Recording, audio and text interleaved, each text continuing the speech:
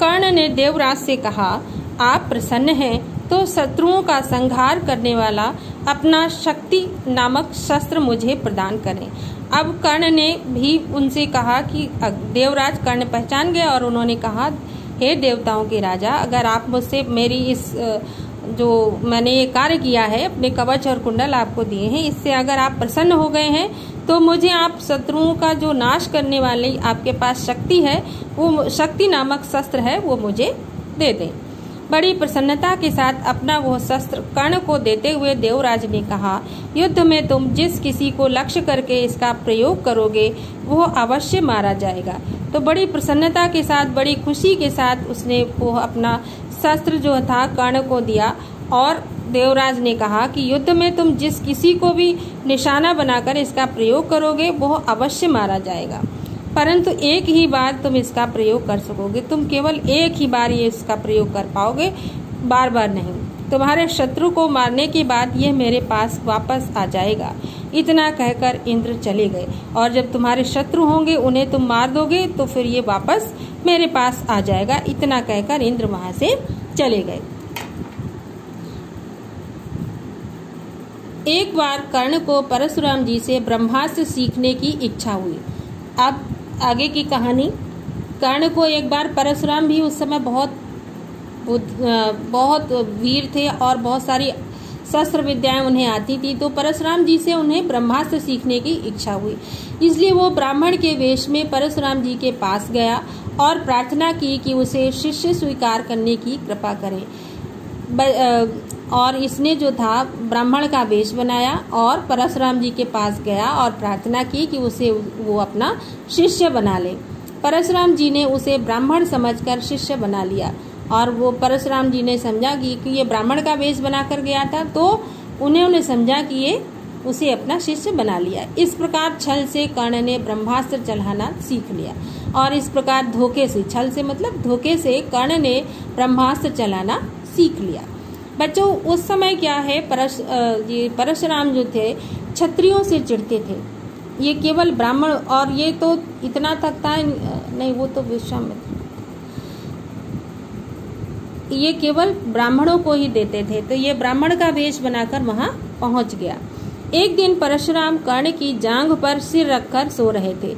अब देखो इन्हें पता कैसे चला परशुराम को कि ये कौन है। तो एक बार परशुराम जो थे कर्ण की जांघ पर, यानी पैर का ऊपरी हिस्सा, थाई जिसको आप बोलते हैं, उस पर सर रखकर अपना सो रहे थे।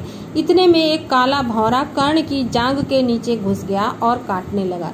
भौरा बच्चों आपने देखा, वो फूल के ऊपर जो मंडराते रहते, काले काले होते, वो बहुत जहरीले होते। तो एक बार जो था वो उस समय क्या हुआ कि काला भौरा कर्ण की जांघ के नीचे घुस गया और काटने लगा। कीड़े के काटने से कर्ण को बहुत पीड़ा हुई। अब जब वो काटने लगा तो कर्ण को बहुत दर्द हुआ और जांघ से लहू की धारा बहने लगी। लहू मतलब खून, और उनके पैर से खून की धारा बहने लगी। पर कर्ण ने इस भय से कि कहीं गुरुदेव की नींद ना खुल जाए, जांघ को जरा भी हिलाया डुलाया नहीं। लेकिन कर्ण ने इस भय से कि कहीं हमारे गुरु की नींद ना खुल जाए, अगर मैंने टांग हिला दी, तो उन्होंने अपनी पैर को बिल्कुल भी नहीं हिलाया डुलाया। जब खून से परशुराम की देह भीगने लगी तो उनकी नींद खुली।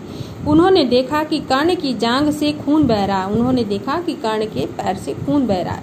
यह देखकर परशुराम बोले, बेटा सच बताओ तुम कौन हो। तब परशुराम ने कहा कि बेटा तुम सच सच बताओ कि तुम कौन हो, क्योंकि कोई भी ब्राह्मण तो ऐसा नहीं कर सकता, इतना कष्ट नहीं सह सकता। तब कर्ण असली बात छिपा न सका। तब कर्ण जो था असली बात अपनी नहीं छिपा पाया और उसने सच बता दिया। उसने स्वीकार कर लिया कि वो ब्राह्मण नहीं बल्कि सूत पुत्र है। तब उसने बताया कि वो ब्राह्मण नहीं है बल्कि एक सारथी का पुत्र है। सूत पुत्र मतलब सारथी, सूत माने सारथी, रथ चलाने वाला, उसका बेटा है। यह जानकर परशुराम को बड़ा क्रोध आया। ये जब उन्हें पता चला तो उन्हें बहुत गुस्सा आया।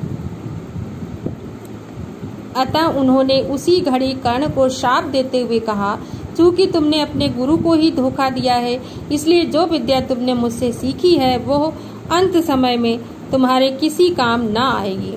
तो उसी समय उनको परशुराम को क्रोध आ गया। वो क्रोधी तो बहुत थे ना, तो उन्होंने उसी समय उन्हें श्राप दे दिया कि जो तुमने धोखे से मुझे मुझसे ये विद्या सीखी है ब्राह्मण बन करके, छल से सीखी है, तो ये जो विद्या तुमने मुझसे सीखी है ये तुम्हारे किसी भी अंत समय में जब तुम्हारी मृत्यु होनी होगी तब तुम्हारे ये किसी भी काम नहीं आएगी। ऐन वक्त पर तुम उसे भूल जाओगे, जब समय आएगा तो तुम उसे भूल जाओगे और रण क्षेत्र में तुम्हारे रथ का पहिया पृथ्वी में धंस जाएगा और युद्ध के मैदान में, रण क्षेत्र मतलब युद्ध के मैदान में तुम्हारे रथ का पहिया पृथ्वी में धंस जाएगा और समा जाएगा।